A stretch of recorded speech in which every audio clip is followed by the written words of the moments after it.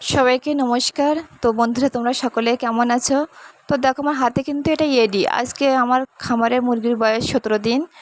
তো আজকে রাতে কিন্তু আমি রানীক্ষেত ভ্যাকসিন দেবো। তো সকালে উঠেই কিন্তু আগে খামারে যারা তারাই জানে কি করতে হবে। মুরগি ঘর আগে দেখতে হবে মুরগিগুলো কেমন আছে।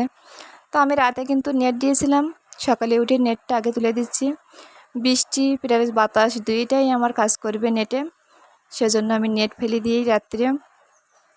তো দেখো, আমার মুরগিগুলো কিন্তু সুস্থই আছে। খাদ্য দেবার পরপরই দেখো মুরগিগুলো কি সুন্দর খেতে এসেছে। একজন খামারি কিন্তু আর একটা খামারির কষ্ট বোঝে। তো রাতে যদি খাদ্যের পটে কোনো কিছু থাকে, কোনো অবশিষ্ট অংশ থাকে, তোমরা অবশ্যই কিন্তু ফেলে দেবে সেটা, নাইলে একটা অন্য পাত্রে রেখে দিবে।